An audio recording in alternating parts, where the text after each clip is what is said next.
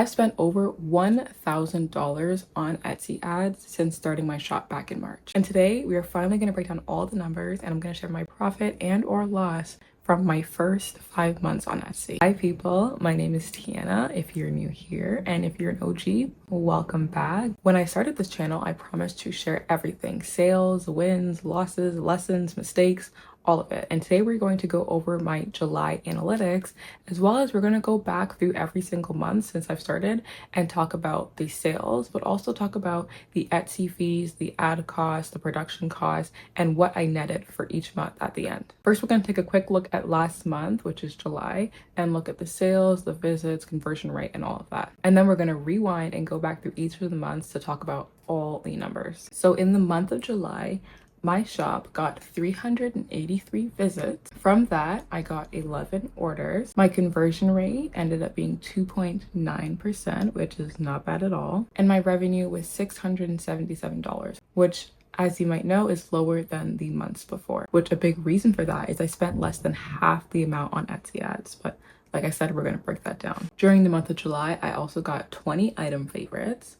I got a new follower to my shop. I got 1 new review for my shop. I had 1 repeat buyer in which the customer wanted a larger size, so they put out another order. And I reached 11 cities in 2 countries because one of my orders was from Canada and the rest were the US, like usual. Okay, so now we're going to rewind and we're going to take it back and we're going to go through each month since I started back in March and talk about the sales, the ads, the Etsy fees, the production costs, and what I netted overall. So in the month of March, I got no sales. I started listing on March the 6th. I spent $16 in fees. I spent $26 in ads, and I had no cost from Printify because I didn't get any orders. So my total net for March was minus $42.52, which I will also put up the USD equivalent on the screen. For the month of April, I got $141 in sales. I spent $36 in Etsy fees. I spent $148 in Etsy ads, which is a huge increase from the month prior. I spent $85 on Printify cost. So my net for the month was minus $125.29. Okay, so now I kind of want to go into my first lesson. When I first started Etsy, I had things very, very structured. I had a lot of time on my hands. I wasn't in school as yet. My son was still at school, so he was away during the days. And my daughter was with me, but she was very young, so she slept most of the day. I had a very structured setup for my pricing, what I could put my sales for each day, because I knew, okay, how much I could put percent off with still profiting pretty well. I figured out how much I could spend on Etsy ads in a day. But overall, I was okay with not being profitable because my shop was new and I really wanted to just test my products and my listings and see what was getting traction. What I did wrong and that I would do differently in the future was I was constantly switching things up. I would constantly change my budget, especially because I was at the beginning, so it was increasing almost every day. So I was changing my budget all the time, which Etsy recommends you keep it the same for 30 days. I was also switching which listings were on ads and which ones aren't. So I'd go in and I would switch which listings were on for Etsy ads and which ones weren't, and I kept switching it up literally, like I said, almost every day. So there was no real way to track how things were doing. So looking back on that, now I need to go back to that initial structure I had with my pricing, figure out how much I can run my sales for, and figure out how much I'm okay spending on ads, which I'm not running ads currently, but how much I'm okay with running on ads, and keeping things the same for 30 days so I can at least see what's going on and what the true results are from that period. So now we're going to get into May and June. So for the month of May, I made $826 in sales. My fees were $154 from Etsy. I spent $370, guys, on ads. $370. I spent $941 from Printify. So my net for the month was minus $639. Again, I will put up the US conversion as well. So this was one of my hardest months. I lost a lot of money. I'm going to very soon explain why I didn't really see how significant the loss was, but let's get into June. So in June, my sales was $939. My Etsy fees were $162. I spent $389 on ads, and I spent $674 with Printify. So my net for the month was minus 287. So the lesson I want to talk about now is not adding new listings. The last listing I actually uploaded was May 18th at the time, and it was months before I started listing again. I even had customers reaching out if I had other products that matched the same design as the product they purchased, and I had to say no.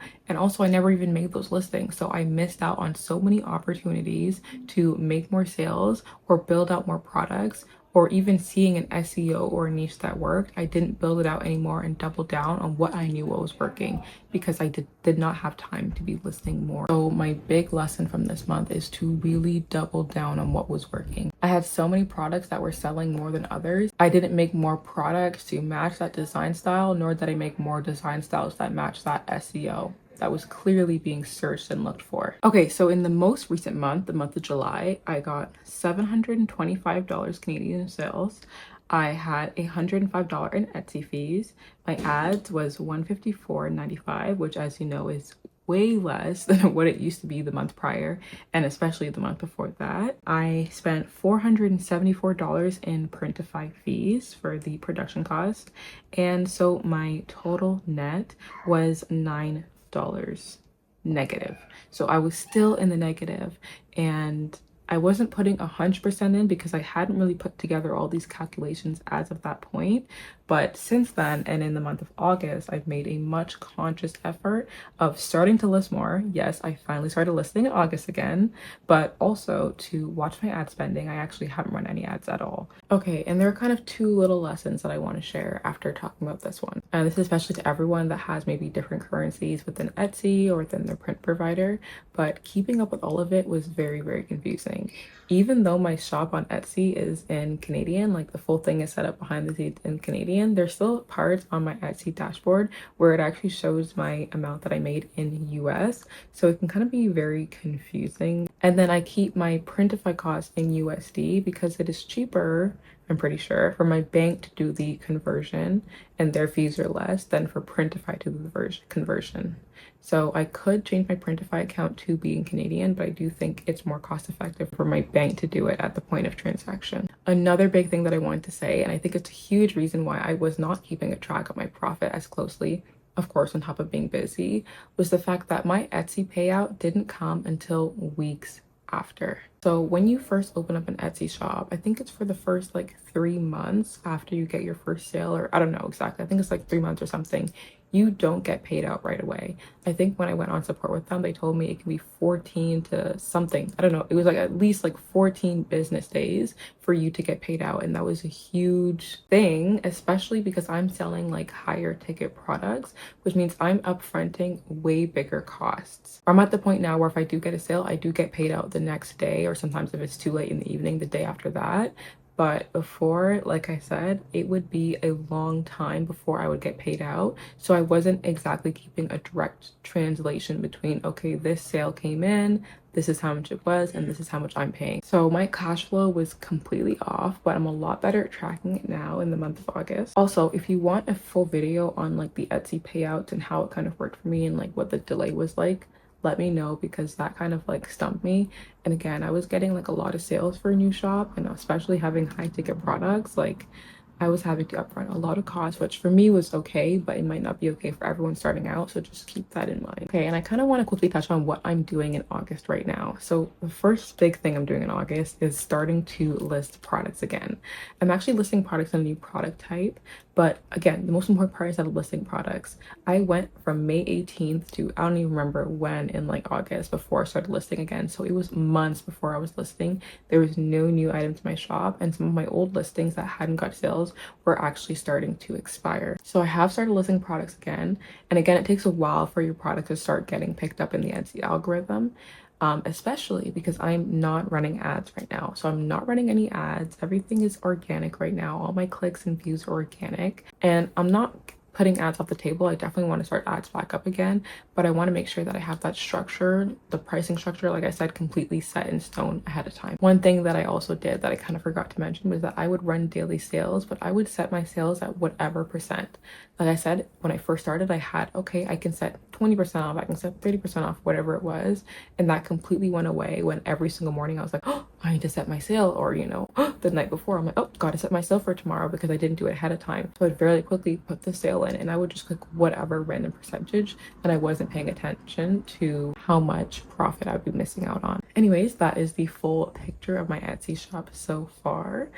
Literally all the numbers, very messy, but moving forward we will fix things, we will get things back on track. Again, if you want that Etsy payout video, let me know. I'm not sure where everyone is in their Etsy journey. Maybe they haven't encountered that yet, or maybe they already have surpassed that point. Otherwise, I'm looking forward to seeing you in my next video. Bye people.